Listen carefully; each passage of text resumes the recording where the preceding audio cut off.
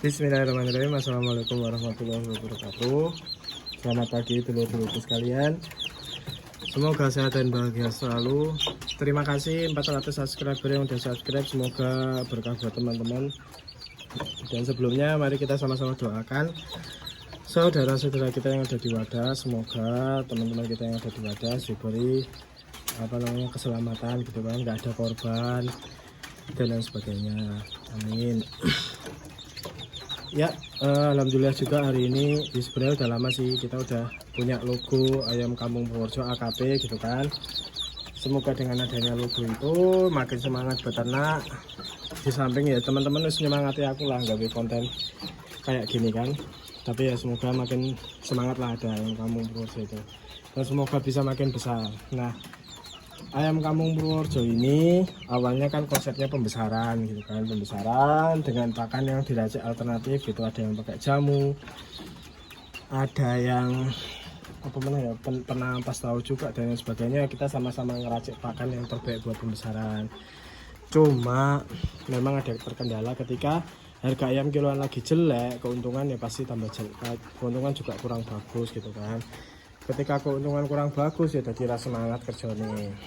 Kalau misalnya serba salah lor, kalau misalnya jual ayam diracik pakan purpuran gitu loh, mau dilanjutin ya tekor di kos pakan, mau dijual ya harga murah. Apalagi kalau kuotanya besar ratusan gitu kan, teman-teman mau nggak mau jualnya harus jual matang ya segitu.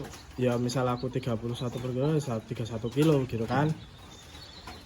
Nah, solusi mau dijual matang juga nggak bisa kalau ternak langsung seabrek 100 ekoran gitu kan. Nah, makanya solusi pertama ya sebenarnya nggak harus langsung ganti pakan. Mungkin teman-teman ada yang tetap mau pakai pakan racikan pur sama pur dan lain-lain ya, nggak harus pur sama dedek, misal pur ampas tahu gitu kan, itu bisa kan, ampas kelapa gitu kan, terus apalah, atau pur terus daun-daunan juga dicampurin juga itu bisa, atau tepung ikan juga bisa, atau konsentrat juga bisa.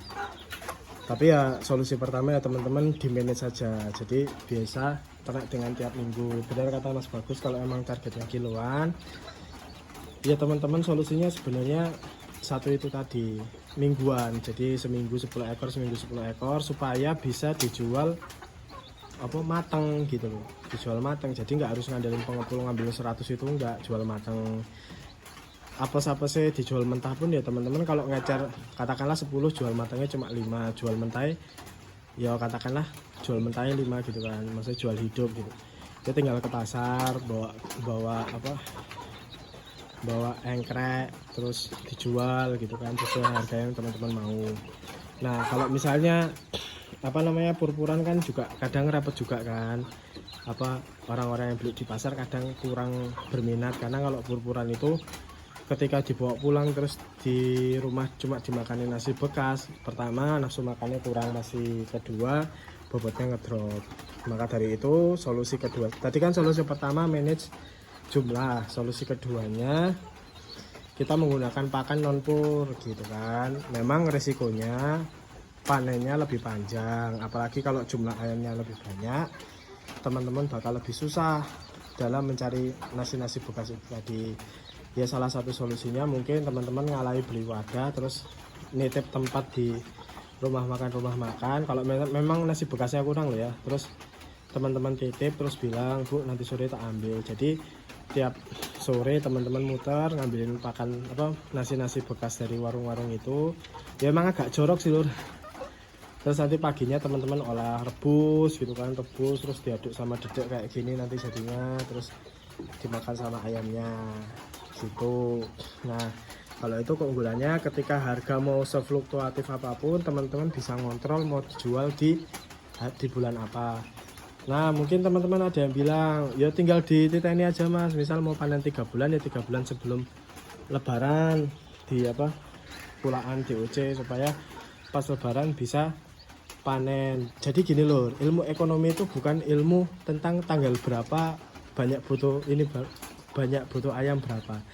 Ilmu ekonominya itu bilang supply demand. Ketika ini nggak bisa kita atur kecuali ada update, maksudnya departemen dinas pertanian itu, peternakan melunya dinas pertanian apa enggak sih, itu update bahwa oh tanggal sekian ada sekian peternak mulai usaha, itu baru kita bisa niteni gitu kan. Kalau misalnya kita cuma niteni tanggal, katakanlah rame-ramenya tuh misal Natal atau kalau enggak hari raya Idul Fitri, Idul Adha, daging rame misal, itu yang niteni buat panen tanggal pas lebaran itu enggak cuma jenengan lur, banyak yang bakal itu lah. Ketika supply-nya banyak, demand-nya banyak, ya harga tetap lur. Sekarang teman-teman kayak kemarin kejadian pas pas tahun baru Islam tahun baru Islam nggak salah, aku memprediksi tahun baru Islam itu harga ayam bagus gitu kan. Pas mau tak angkat ya nggak tahu ini memang pengepulnya yang nakal apa gimana, tapi emang di pasar lagi banyak banget ayam gitu loh.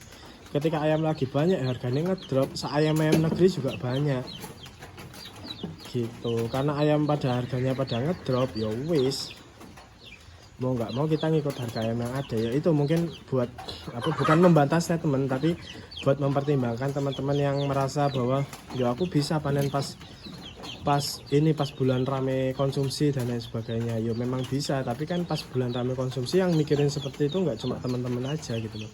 Peternak-peternak yang baru bangun juga mikirnya kayak gitu loh. Makanya kita pakai pakan seperti ini, karena misal oh lebaran ternyata ayam banyak banget gitu kan, terus kira-kira kita mau dibeli tapi harganya murah, ya lah harganya nggak sesuai ekspektasi, wes bilang ya suruh beli yang tempat lain dulu aja gitu loh. Siapa tahu pas setelah lebaran, seminggu 2 minggu setelah lebaran ayam jadi agak langka, terus teman-teman bisa jual pas waktu itu. Katakanlah pas lebaran bro entak kabeh ayam kan, terus 2 minggu 3 minggu setelah lebaran ternyata rame. Kalau enggak inilah pas puasaan kan biasanya bahan baku kan naik semua harganya, ayam naik misal harganya, ternyata ayamnya banyak. Ya mau sekarang kalau misalnya normalnya misal ayam kampung per kilonya harganya katakanlah 35.000, terus pas hari raya pas puasaan karena bakule ngerasa wah ini puasaan pasti banyak yang beli, naikkan harga 40.000. Tapi kalau ada sebagian besar orang nggak mau naikkan, misalnya 35 lah sing ben payu gitu, daripada 40 yuk mesti payu diturun, akhirnya laku tetap 35.000 kan yang lebih laku kan, 40 nggak laku ya, akhirnya harganya tetap stabil gitu loh. Itulah main ekonomi seperti itu menurut saya ya lur ya. Nah ketika misal teman-teman pengennya harganya 40.000 tapi dibayar 35.000 karena pakannya teman-teman bukan pur gitu kan, nggak khawatir ngedrop, nggak khawatir harga kos pakannya naik, kos pakannya membengkak, ya wis teman-teman tinggal nggak tak jual dulu. Nah siapa tahu pas lebaran ternyata kosong barangnya, terus teman-teman bisa jual lebih mahal. Itu sih keuntungannya. Kalau misalnya pur-puran kan katakanlah panen minggu kedua puasa gitu, ya emang harus diangkat minggu kedua puasa. Teman-teman di seminggu aja wis 100 ekor nggak kerasa, 300 ekor kemarin saya di seminggu aja lumayan, bisa sampai pur murah aja bisa di seminggu itu bisa 2 sak lur, 2 sak di seminggu gitu ya lur ya. Itu padahal wis campur sama dedek campur dedek gitu. Itu ya lur ya, maksudnya kenapa solusi pertama saya itu di manage per minggu, kedua di menggunakan pakan seperti ini, pakan aduan seperti ini, supaya ya itu tadi antisipasi kemungkinan terburuk yang akan terjadi. Ya mungkin teman-teman punya pertimbangan dan strategi masing-masing, atau punya pengepul yang memang bagus, atau yang di Purworejo ada pengepul bagus, info ke saya dong gitu loh. Maksudnya kalau memang ada pengepul yang bagus, info ke saya, terus menjamin harga bisa. Ya sebenarnya nggak ada jaminan sih, maksudnya jamin rah nakal ya, jamin rah nakal, hitung-hitungannya bagus, insya Allah lah aku bakal kembali ngepush pakai pur dan lain sebagainya. Tapi kalau enggak ya segini aja, insya Allah wis bahagialah aku kayak gini aja, bagus juga dagingnya. Ya sekian dari saya, bila ada salah kata mohon maaf. Wassalamualaikum warahmatullahi wabarakatuh.